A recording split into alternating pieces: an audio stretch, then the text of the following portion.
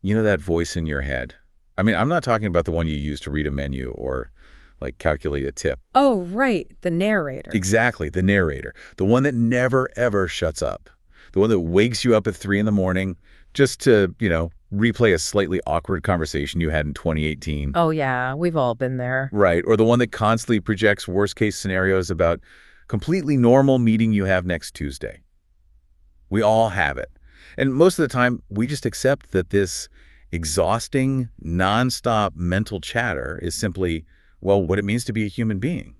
Yeah, it's just the human condition, supposedly. But what if it isn't? What if that voice is actually the source of almost all our unnecessary suffering? It is a radical proposition, for sure. Today, we are looking at a massive collection of insights. It's over 100 core quotes and teachings from Eckhart Tolle, focusing on his framework for mental health and living in the present. The core argument in these sources does not pull any punches about that voice in your head. No, it really doesn't. So our mission for this deep dive is to decode this uncompromising logic. We want to distill his essential philosophy from this really extensive document, skip the surface level platitudes, and actually understand the mechanics of why we stress ourselves out. Right, and more importantly, how to build a practical toolkit to stop doing it. Exactly. Okay, let's unpack this. The source material immediately goes on the offensive against that internal narrator. Yeah. I mean, he literally calls continuous thinking a dreadful affliction. Yeah, affliction is a really strong word, but he uses it deliberately because we don't realize we're afflicted. Because everyone has it. Exactly. Since literally almost everyone is suffering from this constant mental noise, society just considers it completely normal. But the text makes a very sharp, crucial distinction between thought and consciousness. And we're totally conditioned to think those are the exact same thing, right? Oh, absolutely. Yeah. I mean, René Descartes famously said, "I think, therefore I am," which basically cemented the idea that human identity is entirely wrapped up in the thinking process. Which means we are totally submerged in it. It's almost like an operating system running on a computer. Like thinking is an incredibly useful operating system for calculating spreadsheets or navigating a city. Right. But right now, humanity is convinced they are the operating system. They've completely forgotten they are actually the electricity powering the whole machine. Wow. Yeah, that is a much better way to look at it. If there were nothing but the operating system, nothing but thought, you wouldn't even know you were thinking. You'd just be lost in it. Right. You'd be like a dreamer who has no idea they are in a dream. The breakthrough moment, according to these teachings, is the realization that you are not the voice in your mind. You're the one who is aware of it. The true self is the silent watcher beneath the mental noise.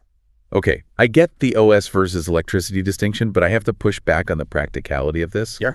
Like, thinking is how we solve complex problems. We are analyzing a complex philosophy right now. How do we function in the modern world without thinking?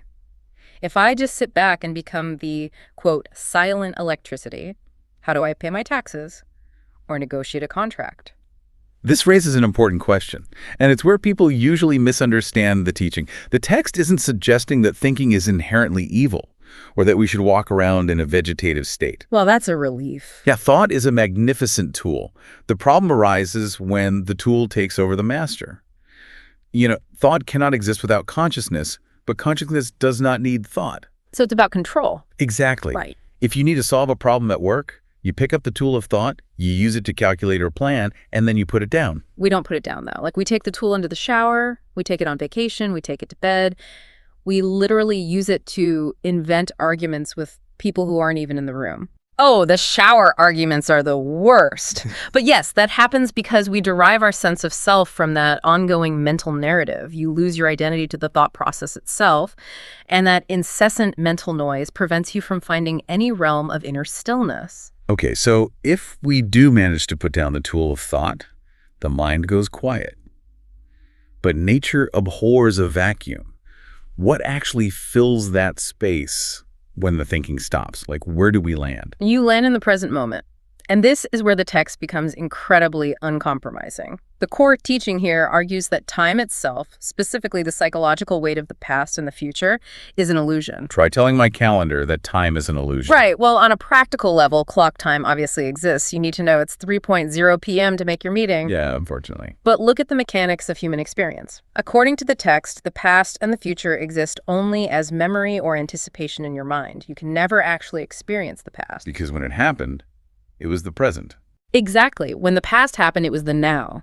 When the future arrives, it will arrive as the now. The present moment is physically the only reality you ever have access to. Here's where it gets really interesting. Because even if we logically nod our heads at that, our biology and our entire societal conditioning are wired to reject the present. Oh, completely. There's a quote from the sources that highlights this perfectly. It says, "It is not uncommon for people to spend their whole life waiting to start living." It's so true. We treat the present moment as a stepping stone, or even worse, an obstacle we have to survive just to reach some imaginary future where things will finally be right. Yeah, it's always, "I'll be happy when I get that promotion," or "I'll finally relax when the kids are out of the house." We constantly believe the next moment is more important than this one. And the physical toll of this is massive. It really is. The text notes, stress is caused by being here but wanting to be there. Let's unpack the mechanics of that stress.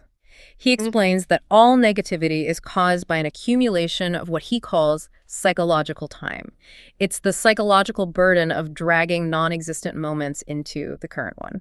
So if I'm feeling guilt or regret or resentment, I am suffering because I have way too much past in my system and not enough presence. Right. And on the flip side, if I'm experiencing anxiety, unease, or worry, I have too much future and not enough presence, I'm projecting myself into a reality that hasn't happened yet. And look at what that does to your body. Say you are lying in bed stressed out about a presentation you have to give tomorrow. Mentally, you have left your bedroom where you are perfectly safe and warm. Yeah. And you have time traveled into a future conference room that exists entirely in your imagination. Your brain cannot distinguish between a vivid thought and reality. Oh, wow. So it just reacts. Exactly. It signals your endocrine system. Your body responds to that mental projection by pumping cortisol and adrenaline into your bloodstream. You are literally poisoning your own physical body over a hallucination. That is wild. We manufacture our own physical distress through mental time travel. I mean, that makes absolute sense. Die to the past every moment, only refer to it when it is functionally relevant to the present. Conceptually, it's an airtight argument. It is. But let's be real for a second. If living in the present is the logical key to escaping all this self-inflicted damage, why do we fight it so viciously? Like, why is the brain wired to reject the peaceful present? Well, there is a part of you that actively thrives on the drama, the pain, and the identity forged by the past. The main barrier to the present moment isn't a lack of discipline, it is the ego. Right, and we aren't talking about ego in the colloquial sense, like a CEO boasting about his net worth. No, not at all. The source material defines ego much more structurally. It's our mind-based sense of self. It's the whole collage of labels we slap onto ourselves to feel real. I am a successful lawyer. I am a victim of a bad childhood. I am a person who holds this specific political belief. What's fascinating here is because that identity is just a mental construct, just a story you tell yourself, it is incredibly fragile. It has no actual substance. Exactly. So it constantly needs to be defended and reinforced by the mind. The text points out that if you identify with a mental position and someone proves you wrong, your very sense of self is threatened with annihilation. As the text puts it, for the ego, to be wrong is to die. That explains the entire architecture of the internet. It doesn't. I mean, the sheer volume of rage online makes perfect sense when you realize people aren't just defending a movie opinion or a political stance. Their ego perceives disagreement as a literal threat to their existence. Yeah, there is nothing that strengthens the ego more than being right. But for you to be right, you absolutely need someone else to be wrong. So it's a trap.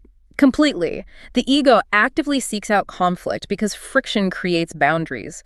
It loves to make others wrong in order to define itself as right. We're addicted to the friction because the friction reminds us that we exist. Spot on. And the text calls out a very specific, everyday habit that feeds this dynamic. Yeah. Complaining. The ego's ultimate trap. Yes. Complaining is always an unconscious resistance to what is. It carries a negative charge.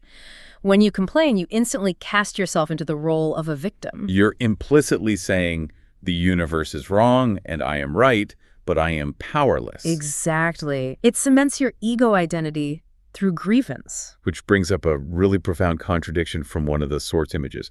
The text asks, is suffering really necessary? And the answer given is yes and no. Right. It states that suffering cracks open the shell of the ego, But how does that actually work mechanically? How does complaining and suffering eventually break the ego? Well, when you suffer enough, the mental energy required to maintain your victim label or your I am right stance becomes heavier than the pain of the situation itself. Oh, I see. Think of a person who holds on to a bitter resentment for decades. The ego demands they keep that grievance alive to maintain their identity as the wronged party. But fueling that narrative burns immense neurological and emotional energy. Eventually, the friction of resisting reality just burns out the nervous system. The cost of maintaining the identity bankrupts you. The system short circuits. Yeah. Like you reach a point of absolute exhaustion where you simply say, I cannot live with myself anymore. And that exhaustion leads to surrender. The ego collapses because you literally lack the energy to sustain the illusion. The ego says, I shouldn't have to suffer, and that thought alone makes you suffer exponentially more. You have to say yes to the suffering to transcend it. Letting go of the resistance is what finally cracks the shell. Okay, but let's pressure test this. Let's do it. Let's say the shell is cracked. Good. You understand you are not your thoughts and you want to live in the present. Yeah. But what happens when reality is genuinely terrible? Yeah, life gets hard. Right. Life isn't just sitting quietly on a meditation cushion. Sometimes your boss is screaming at you, or your roof just caved in, or you just got a terrible medical diagnosis. How do you deal with a harsh reality without complaining or suffering? The source material provides a surprisingly rigid, yet deeply pragmatic toolkit for this. It outlines a 3-option rule for dealing with any intolerable situation in the here and now. Okay, what are they? If you find your current situation unacceptable, you must do one of 3 things. Number 1, remove yourself from the situation. Number 2, change the situation. Or number 3, accept it totally. Remove, change, or accept. And the text notes, all else is madness. Yeah, if you want to take responsibility for your life, you have to choose one of those 3 right now and accept the consequences. The trap is, if you don't make a definitive choice, your brain defaults to option 4, which is stay in the situation and complain about it indefinitely. Okay, let's run the toxic boss scenario through this framework. Option 1, remove yourself. You quit. You walk away cleanly. Option 2, change it. You speak up. You go to HR. You negotiate boundaries. Option 3, accept it totally. You realize you can't quit because you need the money, and you can't change it because the boss won't listen. So you accept that this is what the moment requires of you. Exactly. But hold on, my biology is reacting. Yeah. If someone is screaming at me, my adrenaline is spiking. How do I achieve total acceptance in that exact moment? It feels like giving up. I hear that a lot, but acceptance does not mean you think the situation is good. It doesn't mean you endorse the boss's behavior. Acceptance is separating the external fact of what is happening from your internal narrative about it. I see it. The boss is yelling. That is the isness of the situation. The suffering comes from the internal narrative screaming, this shouldn't be happening to me. It's unfair. I don't deserve this. So I am accepting the reality of the present moment without slapping the ego's label of unjust onto it. I drop the internal resistance to the fact that it is currently happening. Whatever you fight internally, you strengthen. What you resist persists. The mental suffering you create is always some form of non-acceptance of what is. By dropping the internal narrative, you conserve the energy you would have wasted on outrage, and you can actually observe the situation clearly. It really takes the heavy mystical philosophy and grounds it into absolute pragmatism. I have to bring up a quote from the material that illustrates this with a bit of humor. The author says, I have lived with several Zen masters, all of them cats. Yeah, animals perfectly embody this concept. Right. Because a cat doesn't sit around regretting the mouse it missed yesterday or having anxiety about the dog that might bark tomorrow. Exactly. If it's sunny, it sleeps in the sun. If it's raining, it finds shelter. There's no drama. They don't make living and dying into a philosophical problem. They just deal with the reality in front of them. That lack of drama comes from an absence of the egoic mind. They just exist in a state of being. Now, obviously, humans have complex lives to navigate, which requires us to utilize the action-oriented options, removing ourselves or changing the situation. People often hear acceptance and think it requires becoming a passive doormat. But the text emphasizes action. Any action is often better than no action, especially if you've been stuck in an unhappy situation for a long time. The fear of making a mistake is what paralyzes us. We want a guarantee from the future before we move in the present. But from the perspective of consciousness, if you take an action and it turns out to be a mistake, at least you learn something. Right. And the moment you learn something from it, it is no longer a mistake. It becomes part of your evolution. If you remain stuck in inaction and complaining, you learn nothing. You just perpetuate the psychological time and the stress hormones we discussed earlier. You're not trying to force the universe to bend to your will. You're just aligning your internal state with reality and then moving from there. Exactly. So what does this all mean? It brings us to the ultimate formula repeated throughout these teachings. If you get the inside right, the outside will fall into place. Primary reality is within, secondary reality is without. We are conditioned to live completely backward. We are taught to secure the secondary reality first, get the right job, find the perfect partner, buy the ideal house, and then we will finally feel peaceful inside. But it never works. No, the text dismantles that completely. You find peace not by rearranging the circumstances of your life, but by realizing who you are at the deepest level first. If you bring presence and acceptance into whatever you are doing, even the simplest action becomes imbued with a sense of quality and care. We've fundamentally remapped how we approach our own minds today. We started by recognizing that the operating system of thought is just a tool, and we are the electricity, the silent watcher behind it. Yes. We broke down the mechanics of psychological time, realizing that our physical stress is almost entirely manufactured by time traveling into a past or future that doesn't exist. We explored how the ego demands suffering and conflict just to prove it exists. And we walked away with a ruthless, practical toolkit. Remove, change, or accept. All else is madness. It demands that you take total responsibility for your inner state at any given moment. You can no longer blame the external world for your internal condition. And that is the biggest takeaway for you listening right now. Finding peace isn't about finally wrestling the chaotic external circumstances of your life into perfect submission. The world is going to do what it does. Yeah, it always does. Finding peace is about changing your inner state right now. It's recognizing that this exact present moment, no matter how messy, boring, or stressful it appears, is the only place your life actually exists. If you are willing to experiment with that, I want to leave you with a final thought experiment built on one of the most profound teachings in this text. We generally think of love as something exclusive, right? An emotion we reserve for a few special people. Sure. But the source material suggests that true love is just a profound recognition of shared consciousness. The exact same bond that connects you to the person you love most is the bond that connects you to a stranger on a bus, or a bird, or a tree. Only the intensity differs. Wow. That's a massive shift in perspective. So, what if tomorrow you experimented with this? What if you tried offering the exact same profound, silent attention you give to the people you love most to a completely mundane interaction with a barista or a coworker or even just a tree on your commute? That sounds challenging but amazing. No ego labels, no past history, no future agenda, just pure alert presence. If the now is all there is, would that single shift in your own consciousness suddenly turn an ordinary, frustrating world into something miraculous? It really makes you wonder. If you just step back, put down the tool, and watch the screen, maybe the reality in front of us isn't so bad after all.